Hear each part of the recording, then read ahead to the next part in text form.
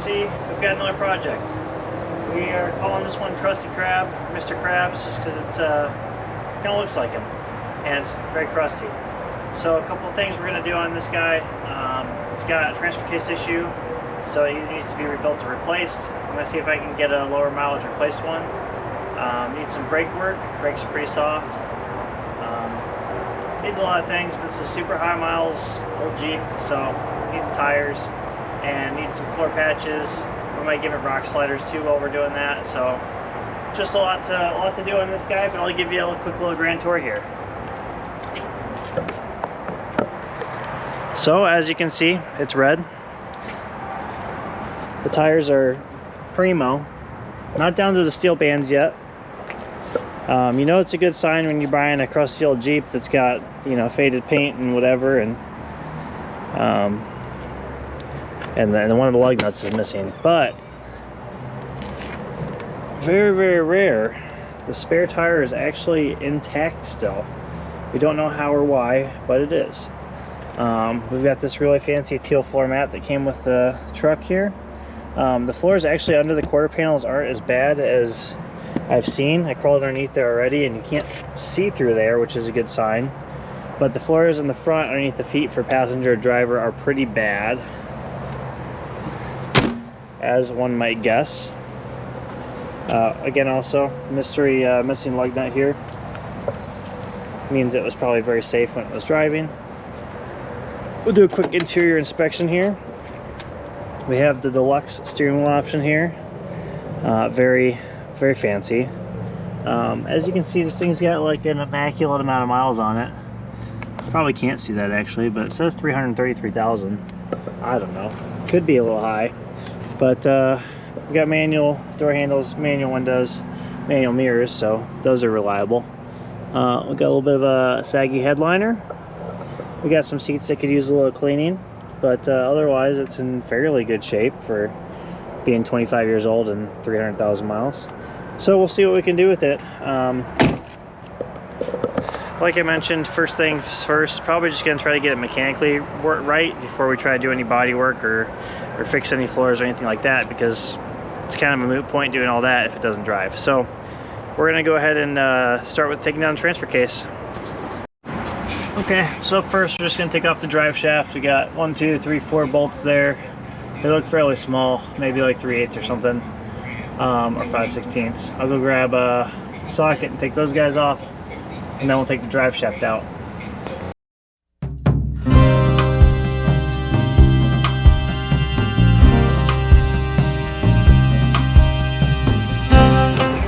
Alright, so next I'm going to just go ahead and disconnect all of the connectors all around. This one's got a bolt in it. If there's a vacuum line on the front, there might be. We'll pull that off. And then also we need to disconnect the linkage somewhere as well. I'm thinking about getting a new one, but the linkage is up there. It was fairly bent. I did try to remedy it, but it's not remedied. It's just only still got 4 low, so that's what's going on next.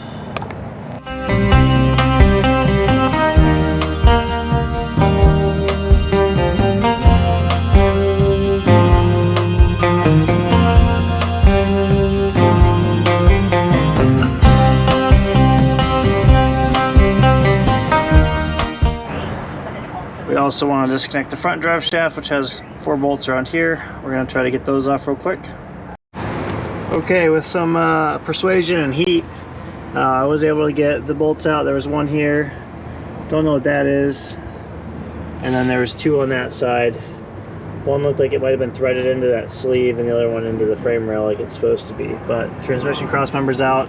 I'm just holding the transmission up right now with the jack in the front and the jack in the back here. So I'm going to go ahead and lower this down slowly and then start disconnecting the transfer case.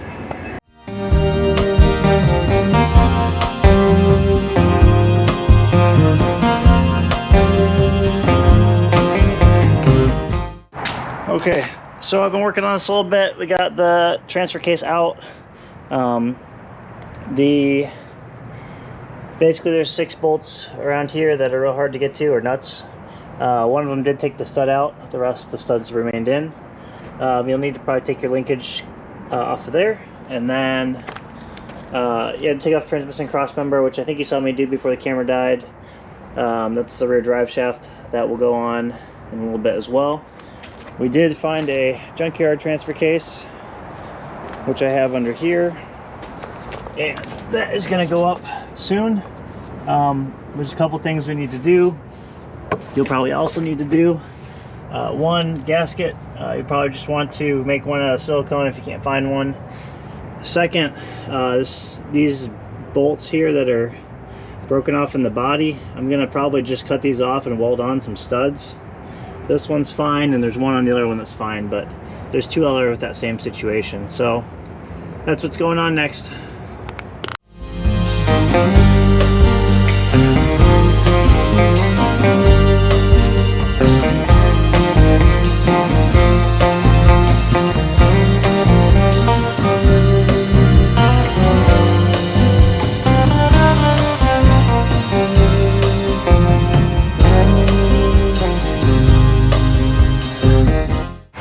Okay, so we're in time killing mode right now. The bolts are all in on the transfer case all around, and you can see the gasket setting. I've got another about 35 minutes, so that is ready to be torqued down.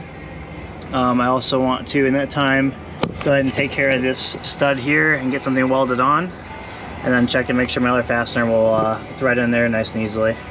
So we're gonna do that on both sides.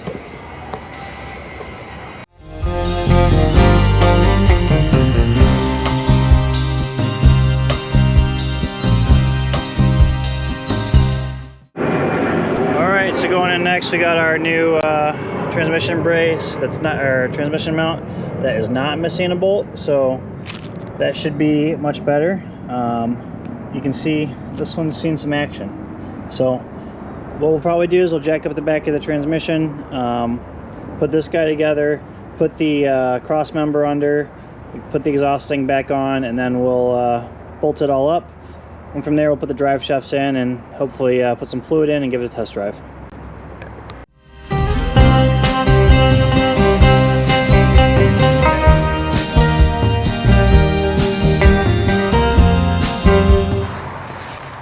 Alright, and we're back. So I think I left off a couple nights ago where I ran out of battery and was working on getting the new transfer case up, and then managed to do that. I was just going to show you guys what that looks like real quick. So under here, this is our new transfer case. We have run into a little bit of an issue where the light doesn't turn on, so that means the switch up here is bad. So I did a quick frame rail fix, but the original nut that was in here just gave out when I was screwing it back in, so I'm gonna have to take this down anyway again. So when this is down, I'll get to that switch, replace the switch so the light works, and then we'll do I'm gonna make a plate and actually weld the plate onto this piece of frame rail here, and then I'll have two studs on it that we can use to pull this cross member up to. Again, also we put our new cross member and new trans mount, so that should help with the height here. We got the linkage adjusted, so we do actually have from our new transfer case 4 low, high, and 2 high. Again, you'll notice I went with the 231 instead of the 242, and I did that just because the chain in here is supposedly stronger, and this doesn't need the full-time 4-wheel drive. It's just going to be, it'll be fine for what our intentions are, a little bit of on-road, mostly off-road use. And if I am correct, which I'm not sure, you never know, the 231 part-time, it just locks the front and rear together, so those will be turning in unison no matter what. Again, some other projects we gotta do. U-joints on the front, they are absolutely destroyed, so that'll be coming up next, but we're gonna do this today and get that switch done today.